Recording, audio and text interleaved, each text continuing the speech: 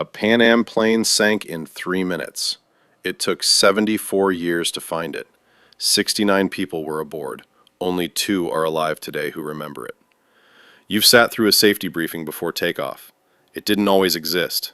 That briefing exists because of them, and because of what happened before it did. Good Friday, 1952.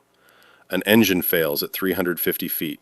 No safety briefing, no warning. 3 minutes to sink. 74 years on the ocean floor.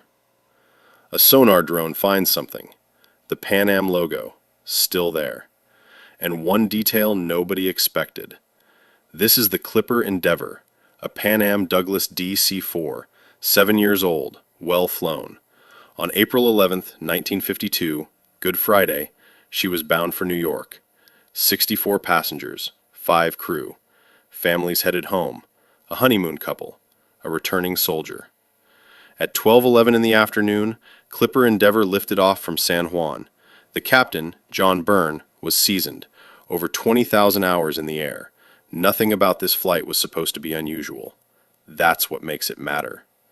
But 350 feet after takeoff, something already began to go wrong. This is where the ordinary story ends, and the mystery quietly begins. Engine number 3 failed outright. The propeller was feathered to stop the drag. With one engine gone, Captain Byrne had a choice: turn back or push on. He chose to continue toward open water, away from the crowded coastline below. Then a second engine began to lose power. The aircraft could not hold altitude. There was no time for a full briefing. Crew shouted instructions over the engine noise.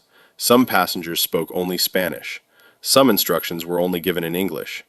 At 12:14, Captain Byrne radioed he was ditching the aircraft in the open sea. 3 minutes later, Clipper Endeavour struck the surface of the Atlantic. Every one of the 69 people aboard survived that first impact. But the cabin was already flooding, and no one had ever drilled for this. There was no standard evacuation drill.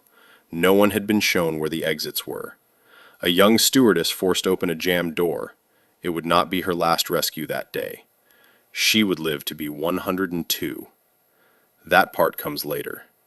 Somewhere in that same water, a rescuer pulled a floating infant from the waves, alive. In under 3 minutes, the Clipper Endeavour was gone beneath the surface entirely. 52 people did not survive. It remains one of Puerto Rico's deadliest air disasters. 17 people were pulled from the water alive. It became the Good Friday tragedy. Investigators moved quickly. What they found would change commercial aviation forever. There had been no pre-flight safety briefing. No standardized emergency procedure existed at all. The Civil Aeronautics Board, forerunner to today's FAA, issued a historic mandate. Every airline, from that point forward, had to brief passengers before every single flight. That rule is why you've never boarded a modern flight without hearing it. This is where it began. The cause was understood. One thing wasn't: where the wreck itself had gone. Searchers in 1952 tried. The wreck sat nearly 2,000 feet down, far beyond their reach. Decades passed. The search was abandoned. The story faded from public memory almost entirely. For nearly 70 years, almost no one outside Puerto Rico remembered Clipper Endeavour at all. Search teams for years focused on one stretch of ocean, the presumed crash zone. They called that zone the presumed impact quadrant. Search after search there turned up nothing at all. For decades, that absence became the answer itself. The wreck was simply unreachable. That was the flat answer the story carried for almost 70 years. It was not the true one. In 2019, a historian named Russ Matthews stumbled onto this case entirely by accident. He was researching a different Pan Am crash when Clipper Endeavour's file crossed his desk. He was stunned. A story this significant had nearly vanished from public memory entirely. He founded a search effort, the Air Sea Heritage Foundation, to finish what 1952 could not. But before any ship could search, Matthews had one question to answer: where? The old presumed impact quadrant had been searched for decades. He suspected it was simply wrong. If he was right, searchers hadn't failed. They'd simply looked in the wrong place. That single suspicion would take another 5 years and one unexpected partnership to confirm. In 2024, Discovery Channel's Expedition Unknown came to Puerto Rico, and everything changed. The production team dug through overlooked archives, survivor testimony, old radio transcripts, forgotten reports. Then they found something no one had used properly: a hand-drawn 1952 chart. It was drawn by Air Force pilots who watched the crash happen and guided rescuers to the scene. Their chart placed the crash miles from where every official search had ever looked. For 70 years, everyone had searched the wrong stretch of ocean entirely. With a narrowed search zone, the Foundation partnered with Deep Sea Vision in 2026. A passing research ship happened to divert through their search zone and agreed to help for 2 days. Its underwater drones scanned the seafloor for 30 straight hours, sweeping the newly narrowed zone. On June 2nd, at 7:14 in the evening, the sonar screen showed something that should not be there. After 74 years, the wreck of the Clipper Endeavour had finally been found. A follow-up dive confirmed it beyond doubt: the winged Pan Am logo, still legible on the fuselage.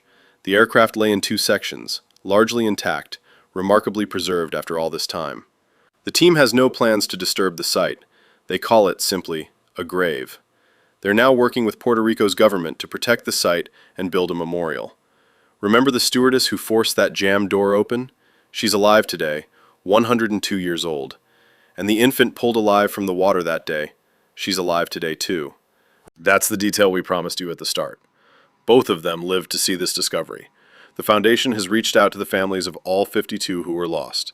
74 years of silence has finally become an answer for the people who waited longest. Puerto Rico has now listed the wreck site as a protected historic monument. Next time you sit through that boring safety briefing, remember where it came from. A plane sank in 3 minutes in 1952. It took the world 74 years to catch up to it. What do you think? Always findable, or pure chance that found her? Tell me your theory in the comments below, and subscribe for the next mystery we uncover. Discovery Channel's Expedition Unknown airs the full story of this search later this year. This case quietly reshaped aviation safety for every airline flying today. 3 minutes to sink, 74 years to find. That's the whole story now closed. If this story moved you, subscribe. There's another mystery waiting next week. Mystery Hidden. New cases, new evidence every week. One mystery has been uncovered. Countless more remain hidden. Subscribe to Mystery Hidden